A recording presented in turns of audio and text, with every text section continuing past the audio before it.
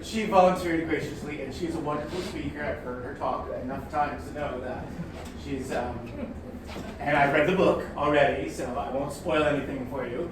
But it's a great book. I'm a murder mystery fan myself, and I like the kind that aren't gross, disgusting, it's kind of a clean murder, if that's the case. But that's the case in her book too. I know she really wants to talk about like what goes behind the book, not just the book, but where she got it from and where it came from and all of that. So without any further ado, we will introduce it. She goes by Deb as an author, and I think she's going to tell you why in a minute. She is Deb Nicholson, our first author. Welcome. This is fun. Thank you all for coming and joining me today.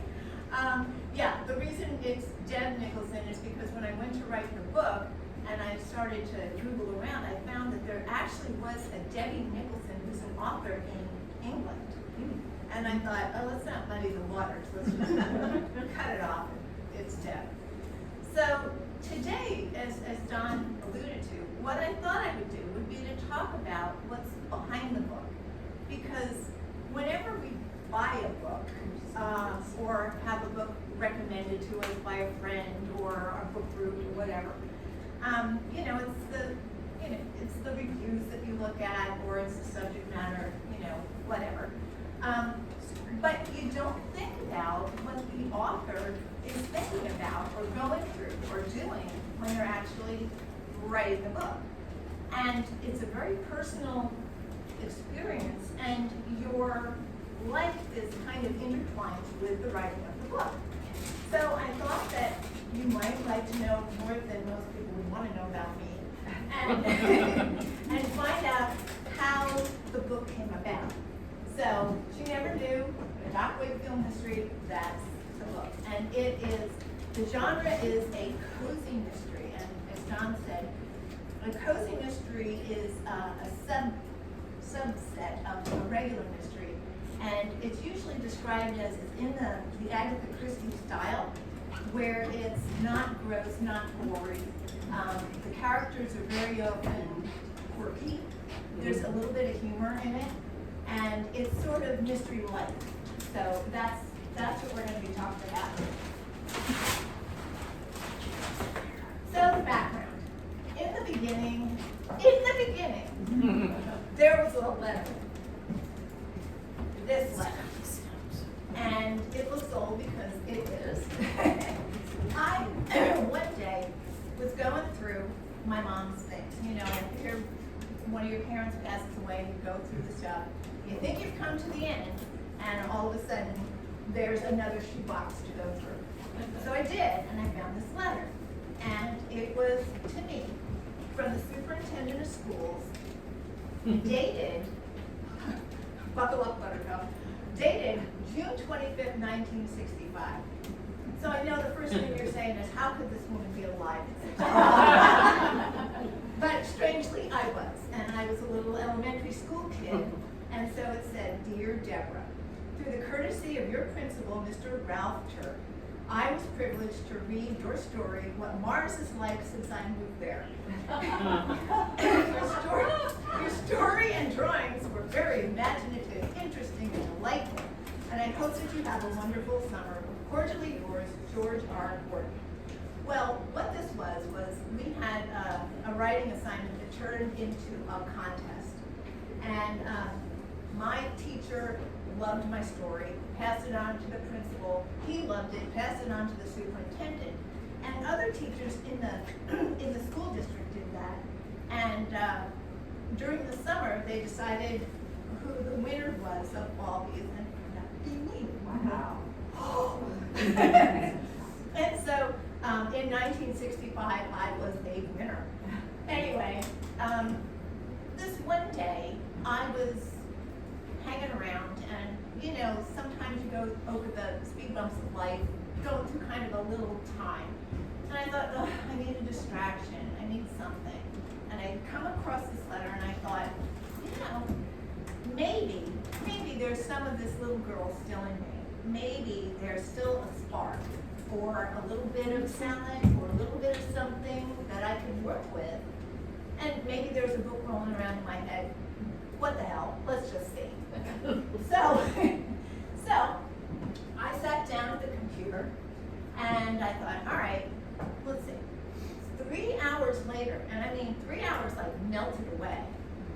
later, I stepped away from the computer and I had a title, a first chapter, an ancillary chapter, and a concept for an ending. So I thought, So I read it over, and it didn't suck. And I thought, shoot, high praise, this doesn't suck. Now, what am I going to do with it? So I thought, okay, maybe I'll go ahead and take it somewhere, see if it goes anywhere, see if I can write something with this. But how? And my ex-husband had moved us from New Jersey, where I'm from, northern New Jersey, up to Falmouth Forsyth, Maine. And it was kind of remote, but the local library was sort of the center of the activity for the town. And they had a writer's group. And I thought, all right, I'll give it a shot, see what I can do. So I printed out what I had, trotted myself to the writer's group that met every week. And they were lovely people. They were really kind people. There were about 10 or 12 of them that met every week. And I would say about 3 of them every week would have something to offer. So what we did was we would make a hard copy for everybody in the group. And you would read it aloud. And people would, make notes on their copy and then give you their feedback. And they were wonderful. The feedback was constructive criticism. It was really good. Some of the folks had previously, one of them had previously gone through a regular publishing house and been published. A couple of them had been self-published. A few of them hadn't gotten there yet. But all different genres, all different folks, but really supported a good group of people. So it was a huge, huge help. So as life happens, I got divorced and book went on the back burner for a while. And I sold a house in Maine, moved down the East Coast, bought a house in Maryland, decided that banking that I had done for like 30 years, I was so done with. I was like, if I saw another credit report, I was going to die. So I thought, okay, it's one of those things, I think, when you reset your life. It's like everything has to change, everything.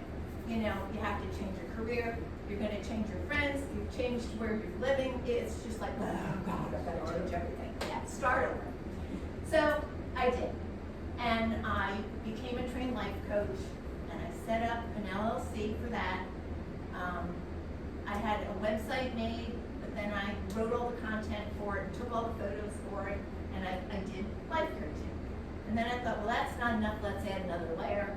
So I was a staff writer for 2 of the magazines in the area, Chesapeake Real Producers and Living in the Triangle. So I did writing and editing for both of those. And then I thought, okay, that's not enough. Let's add realty to that. So I kind of was like throwing spaghetti against the wall and seeing what would stick. Trying a little bit of this, trying a little bit of that, just because I needed a change. So, all right, so that was chugging along okay. And then I thought, now's the time to get the book out, dust it off, start working on it again. So how was I going to get a little bit of a kickstart? As it happened, they had a conference called Malice Domestic, and it was going to be like the next month, and it was going to be in Bethesda. And I thought, okay. It was for cozy mystery writers. The only caveat was that if you were involved, like presenting, or you were involved in the actual conference, you had to be a traditionally published author. So that left out all the self-publishing folks. But I thought, well, this is still information. This is still good. I can still get something from this. So it was good. They had panel discussions, they had roundtable discussions, they had sort of a thing that was like, it was almost like speed dating, and an author would come to this roundtable, pitch their book, answer a couple questions, and boom, they were off, and the next one came. So it was fun, it was good, and then you had some one-on-one time with some of the authors, and could pick their brain and get a little information. So it was very interesting. And like, would I do it again? Probably not. But it was good at that time for me to do that. So, perfect. And I got back on the writing train. And of course, when you're writing things, you get comments from friends and family. And one of them was, as the journey got real, so why are you writing the book? My BFF in New Jersey asked me that. And I said, well, you know, if I can bring a giggle and a little, you know, a little escapism, a little fun in a book to people, because I know, clearly I know, that there are speed bumps in life, and sometimes a little giggle kind of will boost you over the bump and make you feel better, even if it's only for a couple hours while you're reading the book. So I get it, and I think that's why I'm going to do that. And then my son, bless him, said, so Mom, seems like a lot of work.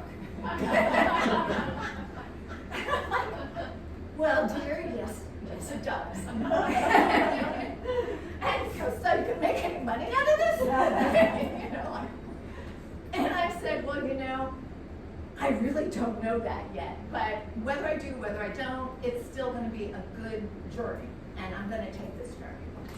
And then, of course, my personal favorite was from my ex-husband. You'll never finish it.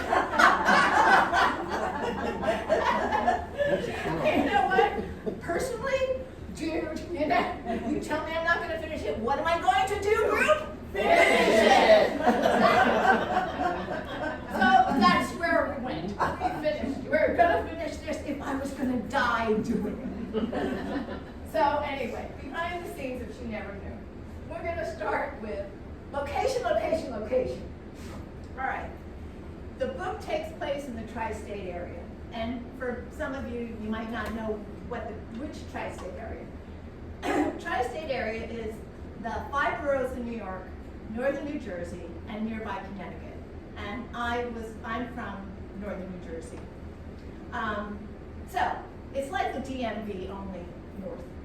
And up there, the DMV is the Department of Motor Vehicles and a place where people go and never return. So don't ever mention the DMV to anybody from New Jersey. So anyway, I chose that area because it was home. And here's like a top tip if you're ever thinking of writing something. Have something that is familiar. Something that, you know, you go with what you know. Whether it's you write about an area that you live in because it's your home, you know everything about it, you know the attitudes of the people, you know the roads, the airports, the malls, everything about the area. So you can easily write about it without researching it. The same goes for, you know, if you want to write something from the perspective of what you do for a living, or what you have a passion for as far as a hobby. So go with what you know. It makes it just that much easier, and it comes out, I would say, more authentic. It's real because it is. You know, so that's where I'm from. Those are the people that I dealt with every day and grew up with, and so I, you know, go with what you know. So that's why it's based there. Okay. The FBI connection. The characters, the whole book, the backdrop is the FBI. It's a new tri-state task force that they are putting together after 9/11, and it was where our main character, Dr. Fiona Wakefield, gets drawn in, and she's, yeah, it all centers around the work of the hub of this FBI group. Now, how did I get to have an FBI connection, you would ask? Go ahead, ask. FBI connection. It all started with 9/11, actually. I will say that in the area where I lived, 9/11 was horrific. And it's not to take away the impact it had on any of the rest of the country, or Shanksville, or the Pentagon, but maybe because it was right there, literally in my backyard, it was a particular kind of evil, and it hit us hard. a lot of people in our community never came home. Kids in the school that my son went to a private boys prep school a couple of towns away, and they shut down the school and said, you know, we'll protect the boys. You know, we don't know where their parents are, because most of them did commute into Lower Manhattan. So just don't worry about them. We'll take care of them. You get yourself home or find out where your family members are and get that squared away. So it was horrible. And I think after the terror died down, the anger came out, and we were angry. It was like, how dare you attack our home? How dare you put our family? I mean, I had an elderly sick mother and a teenage boy, and how dare you put our family in danger? And how dare you turn our community into a war zone? We had F-15s flying over us. We had a naval presence in the Hudson River, and we had a hazmat unit at our little local train station, which is Midtown Direct. Like on the map, we're this far from Manhattan. And the train station, I mean, everybody in the town commuted into Manhattan every day. So it was bad. And when I would take my son to school in the morning, you know, before I went to work, the road that went to his school and then, you know, between my work, it would turn and face directly toward Lower Manhattan, and the smoke was rising. And you could see the smoke rise for more than a month after the attack. So it just didn't go away. So at that time, I was the president of a women's club in town. And we were the women that did work.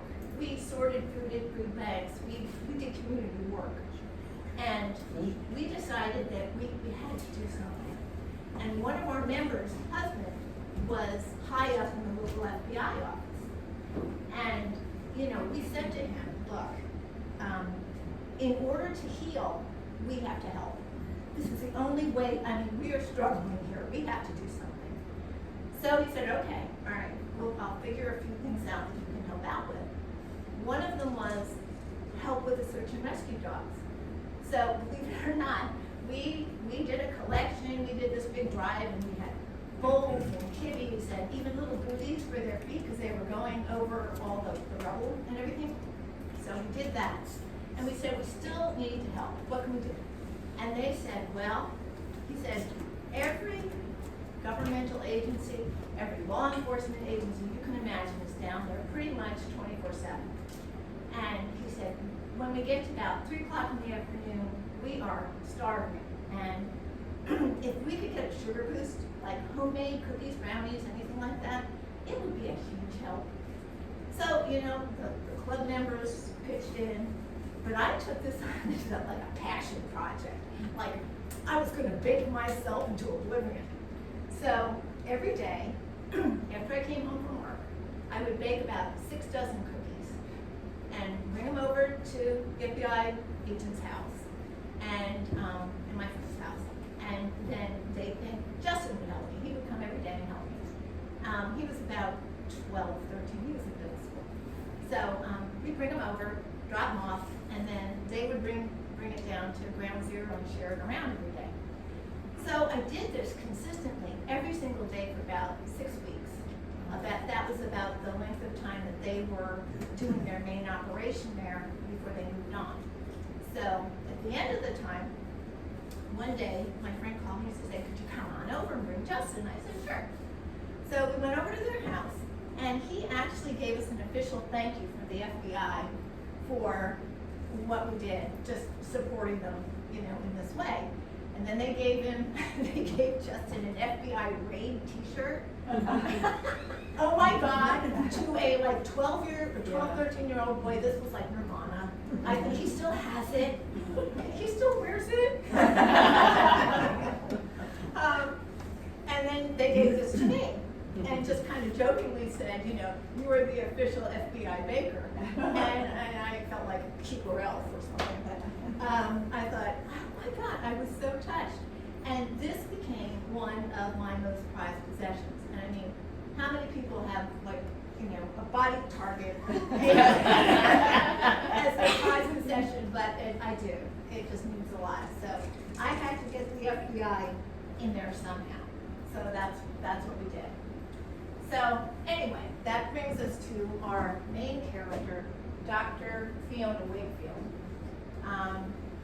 She, of course, worked for the FBI. She's a lead profiler. She's brilliant. I wanted to have strong, brilliant women characters in the book. Why not? We are. So, but anyway, she's an Ivy Leaguer. She's a PhD in psychology.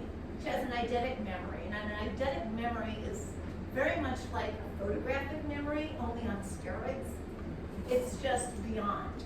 You sort of see something and you get it, and it's in your head, and it plays like a video in your head. They can do, people that have that, and it's super rare. For instance, can pick up a book on Italian, get on a plane, get off the plane after they've read the book and they're fluent Italian. So, I mean, it's that kind of thing. It's a thing. But she had it, and she was very nerdy, and the lead profiler for the FBI. She kind of got broken during 9/11. She was down there profiling, interviewing. She put together reports for the Joint Chiefs, for the White House, for the Senate, and she got burned out. It just was too much, and she had to step back from it for a little while. And while she was at that point, her husband suddenly died. So all of a sudden, here she was. She was like stepping back from her career. She was a widow. She was a single mom raising a son who was about to go into college, and she lost her way. She just got lost, and she lost her purpose. So she was doing odd things like volunteering in the community, but her friends really wanted her back. They felt that it was a loss. They needed her help. They needed her brain power. They needed her back as a friend. They didn't know exactly how that was going to play out, but that's where we were. So Fiona was out picking up things for the church rummage sale. So she was going around to neighbors and friends, picking up clothing donations. So let me just read you a little excerpt about where she was at this point. She was going to a woman's house called Madison, and Madison was the cool girl in high school. They'd all gone to high school together. And now Madison was sort of a philanthropic, rich woman, but she had always been like the cheerleader, the cool girl, when Fiona was the awkward nerd. So she was going to go pick up a clothing donation. So Madison said, come to the house. I'll have the bags of donations, inside the back door by the kitchen. I'll leave the door open. If I'm not home, just come in and get the bags. If I'm home, just give me a holler and I'll come down and help you. So she comes to the door, or she goes through Madison's door, and she goes, knocks, and she goes, "Hey, Madison, are you home?" There was no answer. So I stepped in and started heading for the bags at the bottom of her stairs. From the corner of my eye, I saw a figure at the table with the breakfast note. It was Madison, slumped over. Her chest was lying in her blueberry pancakes. Wow, that stain will never come out of that cream Chanel jacket. Her nose had landed directly in her coffee cup. I knew that she was dead. I'd seen dead bodies many times before. I tried to find a pulse in her limp wrist, but as I suspected, there was none. I thought to myself, hell, she looks better dead than I do alive. I'm still embarrassed in her presence. I need to go back to therapy. I pulled out my cell phone and dialed 911. 911, what's your emergency? I'm at 211 Elmwood Avenue, and upon entering the home, I discovered the homeowner to be unresponsive. I'm requesting police and the coroner. Come around to the back door by the kitchen. What do you mean by unresponsive? I mean dead. I'll send the ambulance and police. Only medical professionals are qualified to determine a death. Are you a doctor? I am. What is your specialty? Psychology. So you're a shrink and you want to pronounce a woman dead? The ambulance is on the way. Stay with the patient. Be encouraging and positive when speaking to her. And I'll remain on the line. I turned to Madison and said, you just stay right there. And relax, help is on the way.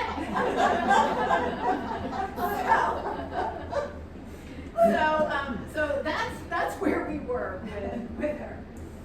So the characters that I've got are clearly quirky. And as I said, strong female characters. And I have kind of three categories of characters. The first one, 100% fabricated. I mean, it's just in my silly little mind. They just came, whatever. And as I said, I'm a mystery junkie. I have been for decades.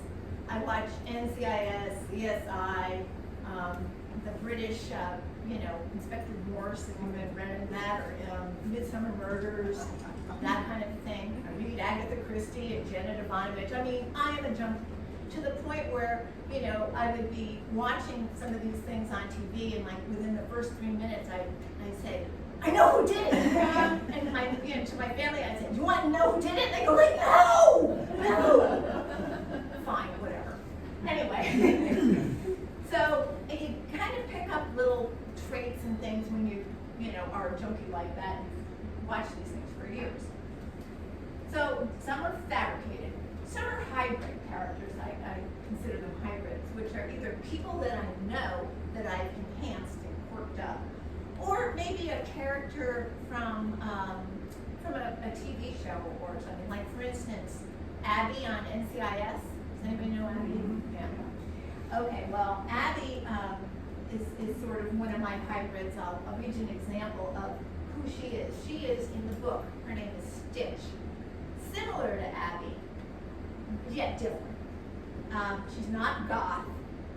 She's actually Italian-American and the daughter of a mob boss. Of course, it's New Jersey.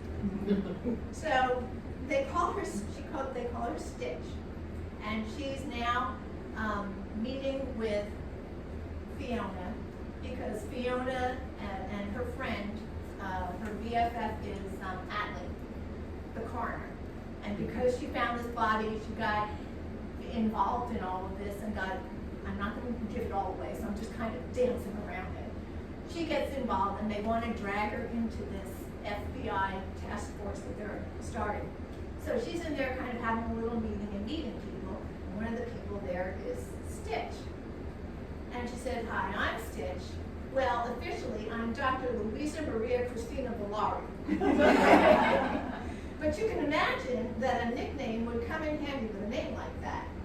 And she took a quick breath before she turned blue and continued. So, why am I called Stitch, you may ask? Well, in addition to being a forensic scientist, I'm also a forensic pathologist. So I can conduct autopsies. I pitch in when we have a backlog of guests here. And assist from time to time and fill in when Atlee goes on vacay. Anyway, I love to close when we're done. You see, my grandmother was a seamstress in Italy. And she did the most beautiful hand stitching. She taught me, so my sutures are really quite nice. Atlee nodded with evident pride. Funeral homes always give us compliments on the lovely appearance of our corpses. So how nice for you was all that I could manage. Both women beamed. What a very special place this will be to work, I thought. She used to have a smile. Stitch continued. Now, in the interest of full disclosure, I must mention that my dad is the head of the Villari crime family. You might wonder about my possible affiliation. Well, Dad and I had a chat when I was about to go off to college. He offered to groom me to head the family business upon graduation, as I was the eldest child and smarter than my two brothers. I declined, telling him that I wanted to be a doctor and go into forensics. Clearly, there was going to be what might be considered a conflict of interest when our two worlds collided. my working in the morgue on the people that he put there. So we made a deal, so to speak. I would work here in the tri-state area, and he would keep his legitimate business ventures here and transition his more creative ventures down to Florida and the islands where, frankly, he launders his money. I've been working here for 20 years with no conflict. Dad is a man of his word. So that is Stitch. Now we come to the third category of characters, and that is totally authentic, 100% authentic. Only thing I did was change her name. She's the real deal, and she I call Mob Mom. She in the book is Stitch's mother. In reality, she's a real mob mom. My son, as I said, went to a private Catholic boys prep school, a nice one in New Jersey. Now, when you go to a private Catholic nice school in New Jersey, you're bound to bump into a few families who are perhaps Italian American and involved in entrepreneurial pursuits that are a little outside of the law or the mom. So yes, his one friend Vinny,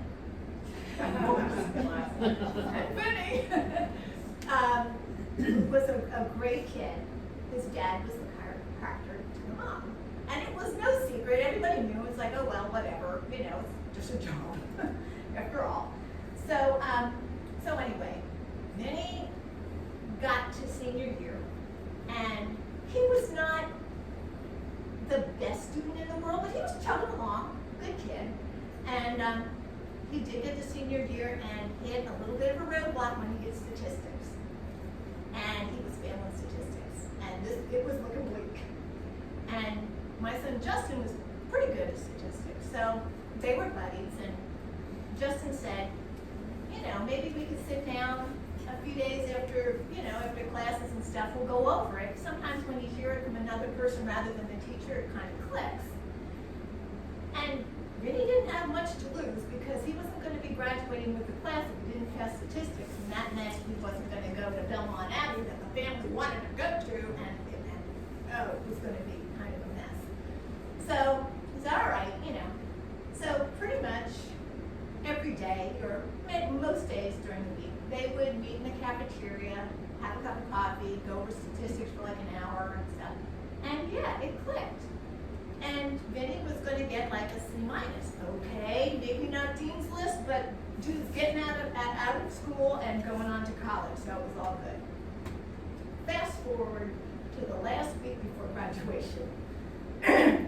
And we're at this big family thing that the school was having. It was a baccalaureate service and dinner at an enormous, very nice country club right near the school.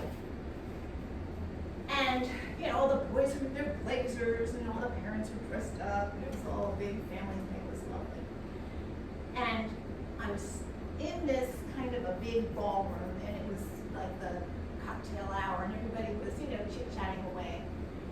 And, I just talked to one group of people, and, you kind of go to another group of people and chit-chat with them. And I was sort of in that transition mode where I hadn't gotten quite to point B yet, and I was standing there as a target.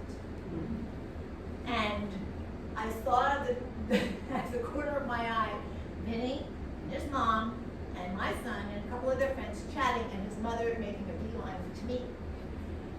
And I was like, oh, because I knew who she was. She was Mob Mom. And she knew who I was, but we'd never actually met. And that song, Nowhere to Run To, Nowhere to Hide? That's where we were. I was standing there like a target, looking like Malibu Barbie, and she was coming at me. So she came over to me. Now, she came up to about here, and we were both wearing stilettos, so it all, was even. And she was coiffed and manicured to within an inch of her life. And her Chanel jacket was worth more than everything in my walk-in closet. And I thought, oh dear, here we go. So I'll give you the conversation the way it went. She came over, and she's from New York, and from her accent, I'm thinking the Bronx. So she came up to me and we introduced ourselves and she said, "My family owes your family a debt of gratitude." And I'm like, no, no.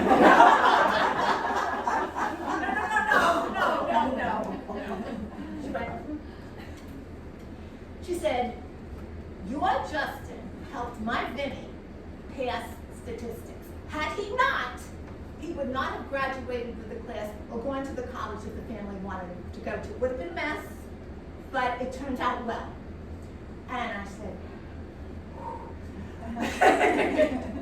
I said, "Well, Justin was happy to help. They've been buddies for a long time. He's glad it turned out well. Everything, it's all good." She said, "I want you to catch my meaning." And I stood there and I am catching it. I am catching it. She said, "Should you, your family, or more in particular, Justin, ever need help, you call me." And I said, "Well, now, let me just say an aside. At this point, I have broken out in a total cold sweat. From my head to my toes, I am soaked. Just nothing's dry." So she said, so I said, "Well, that's incredibly kind. Thank you so much. You know, we certainly will call on you if we ever need you." And she said, "You know, I like you. We could be friends.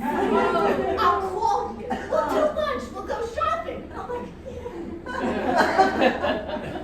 So at the end of it, just like in the book, she and her husband get in the Bentley, or what did I say? I said Bentley, and drove off. I, on the other hand, did not get in the Bentley. I went home and laid in bed. My eyes were like dinner plates. Mom is now my BFF. What am I going to do? Oh my God. So that was the one totally authentic character. So let's just see how Mom translates to the book. She's Mama Valari. And I will say, you know, they are all of these moms have hearts of gold. Their family is the center of their life. So coming from that, everything that they do, the guilt that they throw onto their kids, the nagging that they do for their family, it's all meant well. So, Stitch is at work, and she gets a phone call. Back at the hub, Stitch's cell phone started to blast "Gold Dust Woman" by Fleetwood Mac, her mother's ringtone. "Hey Ma, you're calling me at work, so what's up?" "It's nearly 5 on Saturday night. You should be getting ready to go out on a date or cooking dinner for a prospective son-in-law. But no, you're in a lab with toxic chemicals and in a morgue with dead people. I taught you to smell like Chanel No. 5, and instead you always smell like formaldehyde. How will you ever get married? You're over 40, you're already past your sell-by date." "No, Mom, this is our ongoing discussion. You must have called me for something important. So what is it?" "I want to talk to you in person. I'll be over in 10 minutes and I'll bring dinner. I know you haven't eaten yet. Oh, and you'll invite Adley and that nice skinny girl, Doc. I know that if you're working late, they are too. So, now, don't forget to tell the front gate that I'm coming. I have that special clearance thing. Now that you'll meet me in the lobby and clean me from security. Mom, do not argue with me, Louisa Maria Christina. I'll be right over." Right, bye. So that's who she is. Anyway, so now that you have characters, when you're writing, you have to keep them tracked somehow. So, spiral notebook.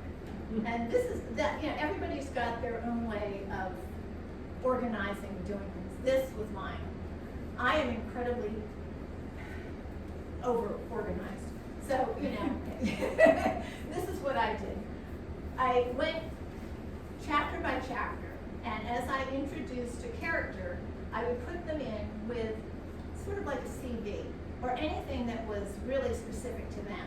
You know, if it was a birth date, if it was a birthmark, whatever it was, I would list them. If I went a few other chapters, you know, gone down a few chapters, like maybe chapter 15, and they came back again, and I had something to update, I would add that, and then reference where they were originally, you know, introduced. So if I needed more information, I could go back and, oh yeah, refresh my mind, because honestly, you get a few chapters down and you can't remember every tiny specific from like the first chapter. It kind of gets lost in the sauce. So that was a big help for my organizational skills. So those are the characters. Now, plot lines. Where did they come from? Hell if I know. I don't know. I think when people talk about things like running in the back of your head, like when you're doing this, you've got it going on in the back of your head. You've got the thoughts there. In the front, you're doing things like going to work, you know, going to the grocery store, doing the things you do, but you always have this little niggling thought in the back of your head, and you're always trying to pick up little things that you might be able to use. Often they would come to me, the thoughts for the plot, maybe when you quiet down, when that talking in the back of your head could come more to the front. Lying down, getting ready to go to sleep, something would come up. A lot of times I would get a thought when I was in the shower, the steam. Yep. And, you know, sometimes if I needed help with a chapter or a plot line, I would go take a shower. I was so clean when I took this. Oh my God, I was clean when I was squeaky clean all the way through writing this book. But the chapters, the plot lines kind of coordinated with the chapters.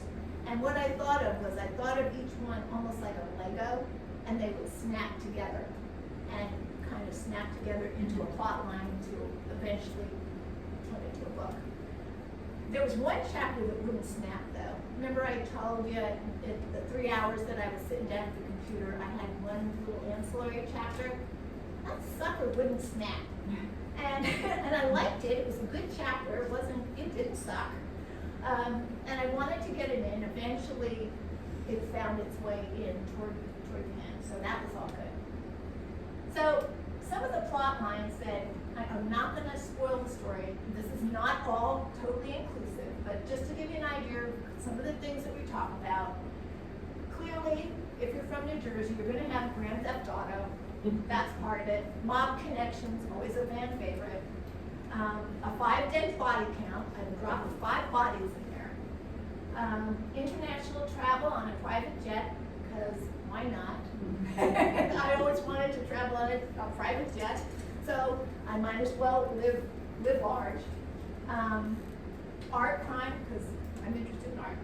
And the always popular love interest, just a little bit to take the edge off of murder.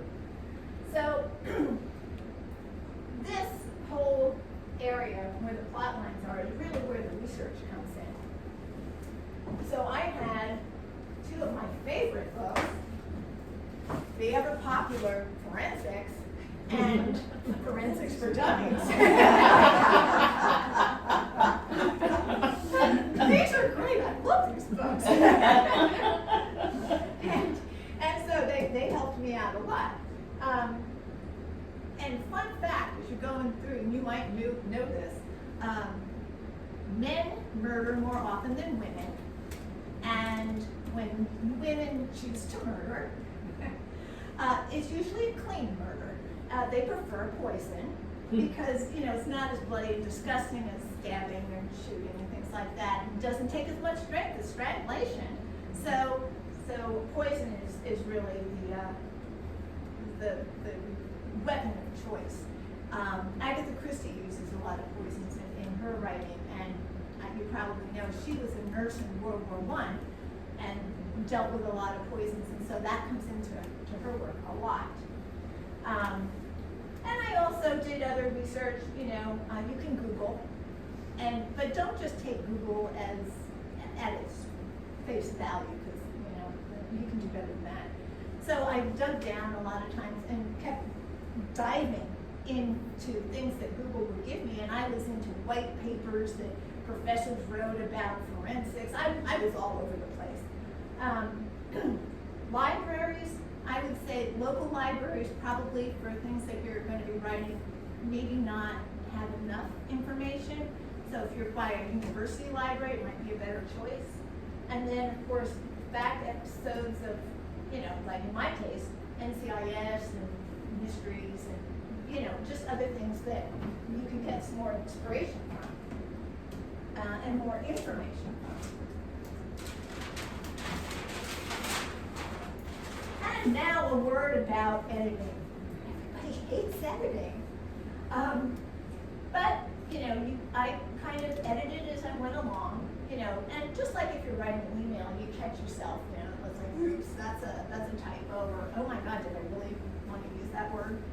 I have a MacBook Pro, and so the software that's been updated on it now, I have an editor that's like professional. I didn't have it back when I was writing the book, but it's updated itself now. It's pretty good. So you can get editing software however you'd like to do it, but don't overthink it, because it's going to be edited again, if you publish it. Whether you publish it self-publish or you publish it traditionally, it's going to go through editing again. But anyway, as you're writing, what I found helpful was to let your writing rest. And you write whatever it is, your chapter. You can do this even with emails that are important. Just let them rest for even an hour. Could be overnight, whatever. And then go back to it. You're looking at it with new eyes. You really are. And my biggest boo-boo was always, I would find a great word and I would use that sucker to death. It would be everywhere. And so, yes, what did I do? I went to my synonym and antonym book because I just couldn't keep using the same word. I had to branch out. Also, there are other things you can use, like I know everybody in college had elements of style. Remember that? We all needed and sold in the bookstore if you graduated. Well, they have now the elements of editing. Yeah, so that was helpful. Just, if you're an editing nerd, that's helpful. Then I went to the use of my magic binder. Yeah. What I would do would be, after I kind of got into a point and I visually kind of edited it good enough, I thought, I would print out a hard copy. And then, as you can see, there's the red pen, the dreaded red pen. There you go. There's a lot of red pen there. So I would go over it, read it, and re-edit it, and or find things that I wanted to refine, change, tweak, whatever, and then I would go back into the online document and change it. So this is good. But I will caution you, if you're going to write something, over editing is like overthinking. Now I'm not supposed to tell you what to do and what not to do, but don't do that. Don't do that. We had a gentleman in the writers group that was writing that kind of James Bondy thing. He had a chapter that, he was a good writer. He really was a good writer. And he had a chapter that the group thought could be tweaked in a couple places. No big deal, just a couple little tweaks. But he kind of got obsessed with that. And in the end, he told us that he had re-edited that thing 22 times. Oh, yeah. And the finished chapter, it didn't even resemble what he started out with. He really ruined it. He lost the essence of it. So don't do that. Don't overthink it. The hardest part for me was tying all these plot threads together into these nice little bows in the end. Because I hate Oh, I hate cliffhangers. I hate it. I'm very anal. I want everything tied up. I want a beautiful ending. And I just want it neat. And in my case, I wanted it, all the plot, lines tied up, and then I wanted like a surprise, like blow up ending. I wanted something that, you go through and maybe not anticipate. So, to do that, yes, another organizational tip. The staying organized with the patented sticky note on the side of the fridge method. I had this big, enormous, took up half the kitchen, almond color, white fridge that came with the house, like circa 1990. It was horrific. It's gone now, by the way. But it was great because I had the side of it to use as like a big whiteboard. And what I did was took sticky notes, and as I said, you can't really remember everything when you're like in chapter 20, all the little plot peculiarities of maybe what was in chapter 1. But if you put it like chapter 1 and you put some of the salient points on sticky notes and you put it on the side of your big white refrigerator, you can move them around and it's a big visual. And who knew I must be a visual learner, because that worked for me. So it was easier to see what I was talking about, being able to tie everything up. So then the day came when I was standing in the kitchen next to my refrigerator with sticky notes on it, and I said, holy guacamole, it's done. I had come to the end. And it was like a mixed feeling. It was like a friend that I'd had working with me for all these months, and it's like, coming to the end, we're going to say goodbye. So what am I going to do? I thought, okay, I've got 3 choices. Now what? I can either put it away and say it was a great journey, great exercise. I'll just file it away and just say, I did that. I thought, no, there's a lot in this, and I said that I really wanted to bring a little levity and a little entertainment to people, and I'm going to do that. So my next choice was publishing, and you have 2 choices, traditional or self. And luckily, I did have a little, as I said before, a little bit of information from the folks that were in the writers group, but not a lot, so I had to do a kind of a deep dive. With traditional publishing, you have to get an agent to accept you. And it's kind of a catch-22 when you're a new writer, because they want a proven entity. They want to take on people that already have things published.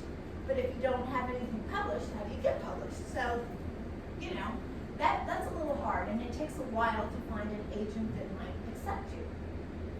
So, if they do, then they pitch your manuscript to traditional, like the Doubledays and the Simon & Schuster's, the big publishing houses. So you have to have either your full manuscript or representative sampling of it to do that.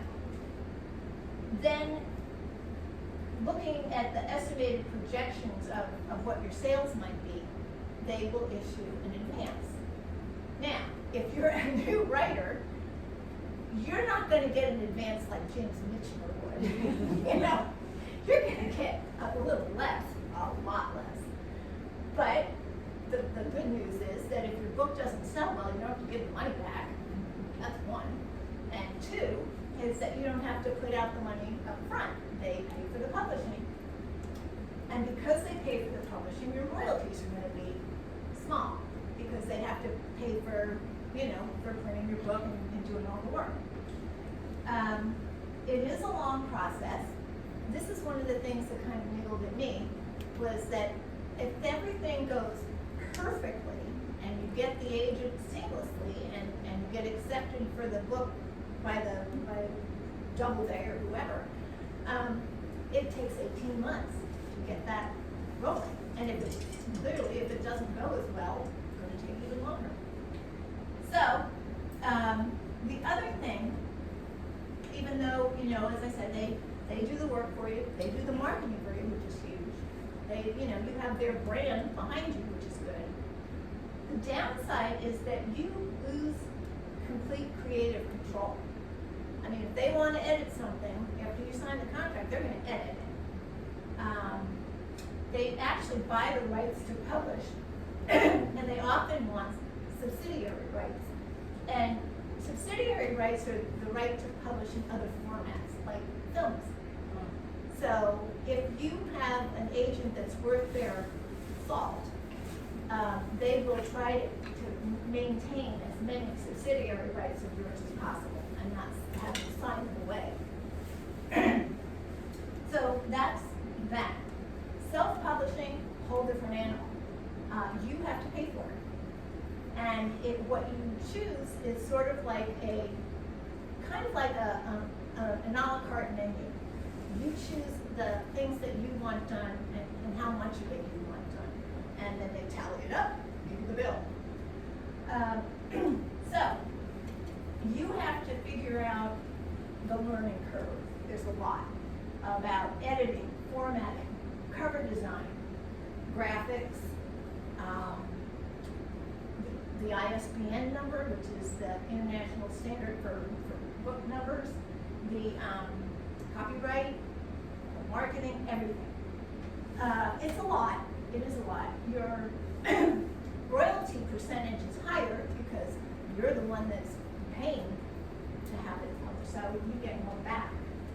And it is a faster process. You're pretty much, if you're quick and you just get it all done, it goes along with you. You're not waiting for people to accept you. So that's part of it. I think the big thing for me was that you have full control. You have full creative control. And I'm a control freak. So giving that away was a little like, no.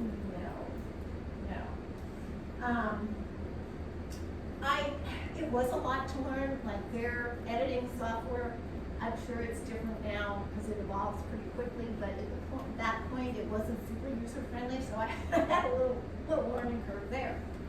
I'm not a graphic designer, so I had to sign up for the graphic services, and they give you 3 mock-ups. And they weren't appropriate to the book, really. Like one was a real, like Jessica Rabbit, kind of sexualized, person with a plunging trench coat, and I was like, really? Did you not read about the strong women in this? They were smart, they were accomplished, like, hello. Another one was kind of cartoony, and it did have this cityscape behind it and the dead body there. But jumping over the cityscape was this like Raffles kind of burglar with a mask on and a sweatshirt and a bag of money with the dollar signs on it. I'm like, really? So then I had to call a little conference call, and I said, look, we've got to talk about this.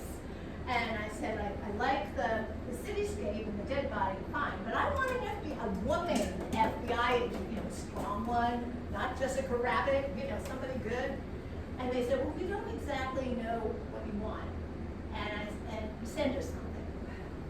So I found a stock photo of an FBI agent online and sent it to them, and they kind of worked their magic and changed it a little bit and turned it into a graphic.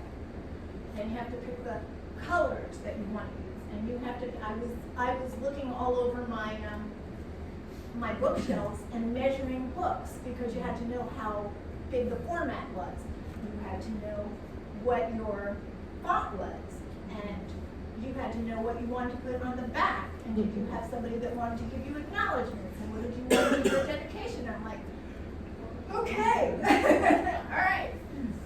So at the time, I was looking and trying to find online who was legit, who could I go with as far as self-publishing. And I found myself in these writers' forums and almost like diving deep into the dark web of writers groups that were talking, and they were good. They were talking very honestly about value for money, who gave you really good service as far as companies that were coming out with self-publishing. Some of the major companies like Random House and some of the other big publishers were trying to kind of get into the self-publishing thing because it was like the bandwagon everybody was jumping on, so they wanted to get a part of that. but they hadn't figured it out yet. Consequently, they were giving package deals, sort of, that charged a ton of money, and they didn't quite get it, so it just wasn't working. It wasn't a good fit, and people were saying, just don't even go there. So I thought, okay, now where do I go? And they mentioned a couple companies. I went with Gatekeeper Press. That was one of them that consistently came up as legit, professional, helpful, and they were. They really were.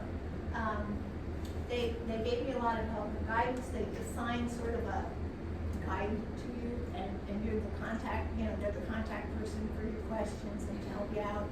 I scheduled a one-on-one with one of their top folks to talk about, the whole operation before I even went there, went into it.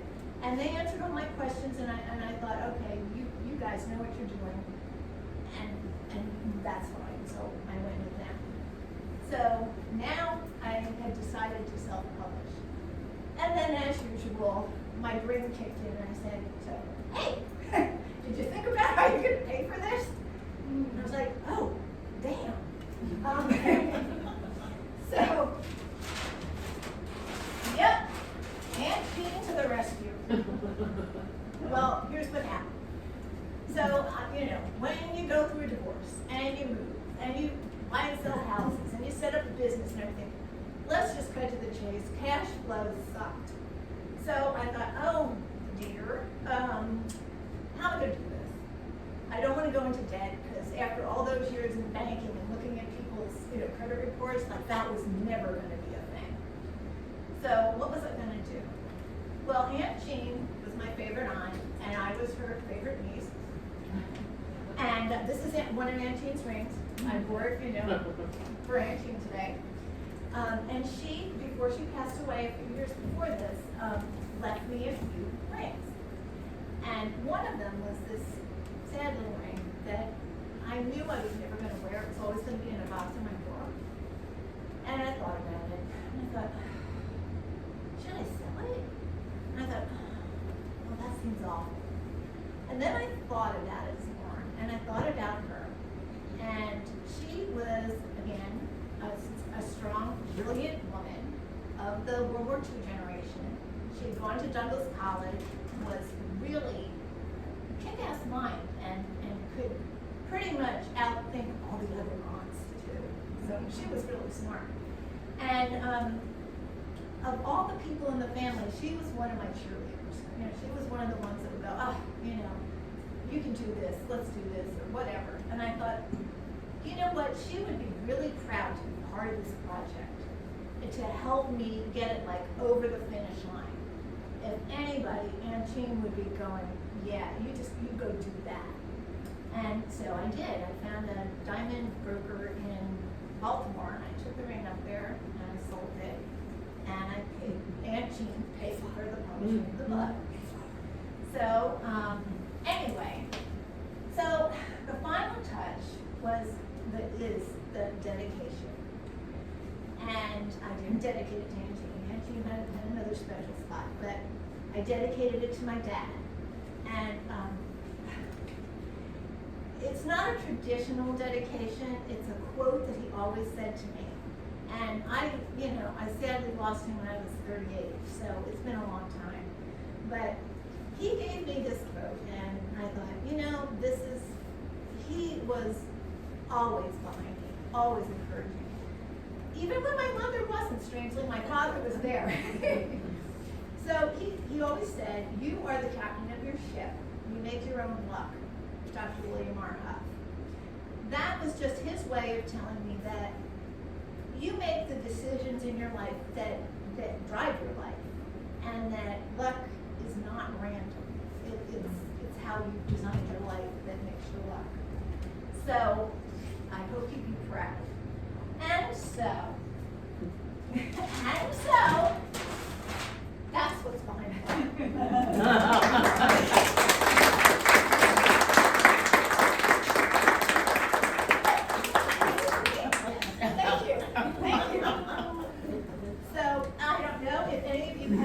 Questions, I'd be happy to answer them.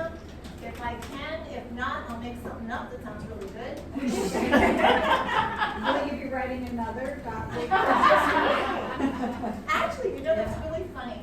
I did start to write it after I finished this, and I put it away, and it's been on the back burner for a few years now. So what do you think? Maybe? Do I should give it a shot? Sure. Yes. All right. Thank you, Don. Is that voice loud enough? So yeah, I have a lot of thoughts, and yeah, I kept thinking, well, let me pay myself back for the for the writing of this book first, and then maybe. So I think I'm about there now. It's been about 5 years. It's been a slow process. So maybe I'll just dust that off now that I've got some encouragement, or maybe I will and finish it. But yeah, there is a rudimentary beginning. Yep. Did the publisher do any marketing, or did you? That's a good question. They do like a little initial bump when you first are published. And they put it out on, I know it's on Amazon, it's on a lot of online websites, even foreign online websites. So they do an initial little blast, and I did an initial thing on Facebook and Facebook blasting and stuff like that in the beginning, but and I also at that time did a lot of speaking engagements in New Jersey to women's book groups that did it, and it was traveling kind of pretty well up there, word of mouth. But since then it's kind of not. So that's the hard part when you self-publish a book. I mean, I'm not as social media savvy as I could be, and I could put a lot more effort into this, I think. So maybe now I'll have a resurgence and have kind of a relaunch and see if I can get it out there some more. But they do help a little bit, but not what you would say sustainably no. You mentioned that you're not a fan of cliffhangers. Is there any degree of suspense between chapters? Yep. And my big challenge To all of you. is that see if you can figure out who did it before the last page. A challenge.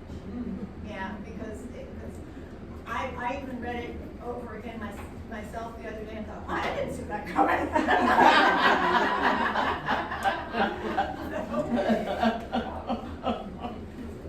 How long did it take you to write? It took me, I think 3 years. Oh. It wouldn't have taken that long if I had basically not gotten divorced, stayed in one place, and actually sat at a computer and written. But I was like all over the place. So it did have some time of dormancy in between, and and I had to. There is that thing when you pull it out of dormancy that you have to kind of get recalibrated to start it again and get going on it again, and there was that. So that puts you behind a little bit. But once I finally got traction and I finally got going on it, it went pretty well. So I think realistically, if I had done it consistently, it might have taken a year maybe or less. But that's Life just got in the way. like, wow, did it? Yep. Let me roll my eyes. Yes. Having self-published, does that give you credibility for going back to a traditional publisher? Yeah, that's a good question. I would hope so. I'd hope so. The only thing is that they would probably want it realistically to track sales somehow. Well, I was going to say, are you tracking your sales so that you can walk into somebody and say, I've sold 500 copies. Here's here's what I did, that kind of thing. I can. There are a couple of ways I can do that. I think I can track it on Amazon, and the other thing is I can track it through the publisher. I can get the account from them too. So yeah, there's probably a way I can track it. It might be a little awkward, but I can have to do it so I can just say, I sold 10 books. I'm up for a Pulitzer. Would they be less likely to edit it now that it's actually published? I think so.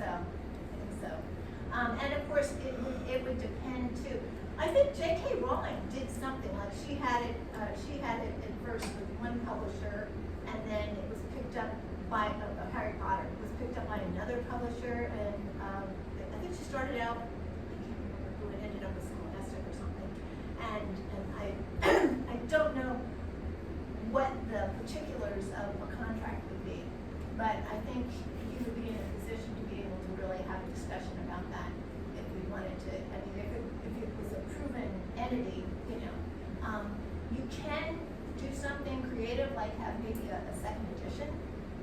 And so, some people do second editions and they're either added to or slightly changed somehow.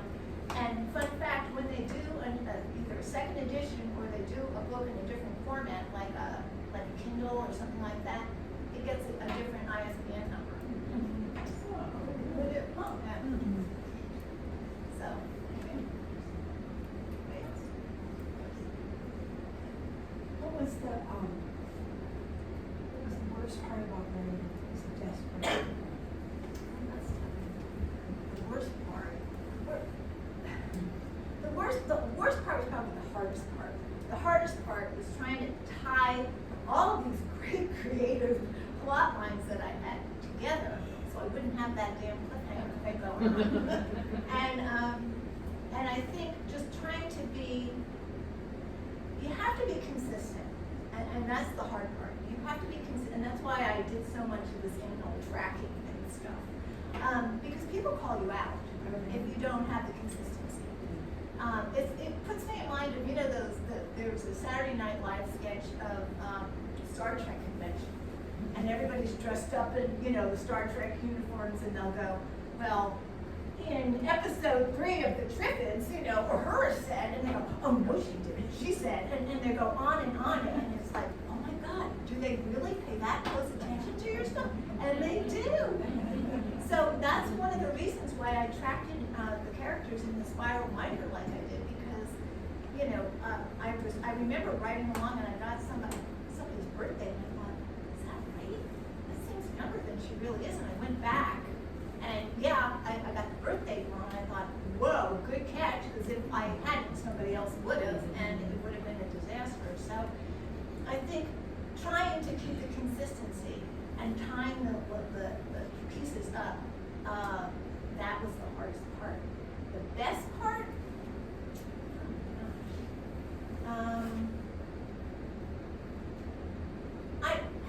I think the best part was the feeling that I had when I finally held it in my hand and said, I really did accomplish what I said I was going to accomplish. And my ex-husband was wrong. Did you send him a book? That's what I was asking. A signed copy. For Christmas.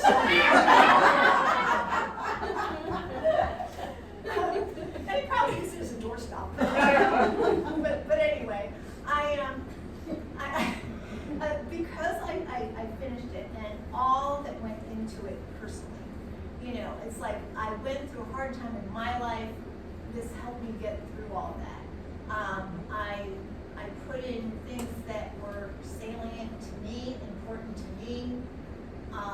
My family, even though they weren't with me anymore, somehow helped me with it, with buying, with paying for it, with inspiration like my dad, had. So all that came together, and I thought, yeah, I really do hope people get a charge out of this, because I really hope that it helps somebody have a good day. So that was the best part of it. How many copies did you print? Do they coach you on that when you self-publish? What they do is it's called POD, print on demand. Oh, okay. So the publisher, if you put an order in through, I don't know, Barnes & Noble or something, they have the publisher print it in as the orders come in, and then they send them out. Strangely though, I did order some books on Amazon, and they came like the next day. So, they must, they must have something going on. I don't know what the magic of I Amazon would is. think that. Yeah, but the traditional publishing part of it, most of the other outlets, it takes a couple of days because they don't have orders come in.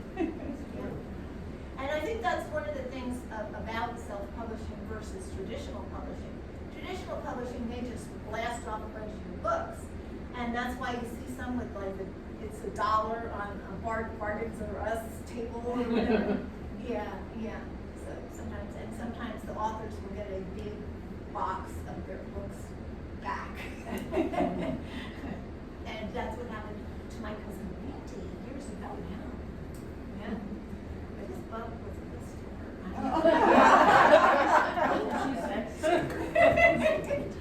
It was, I shouldn't say that. It was very specific to one historic, like tiny piece of history. It was very random. So it was very specific. It wasn't standard. Right. Sorry. So, you want to sign books in there? Sure. Well, I thank you all so much for coming, joining me.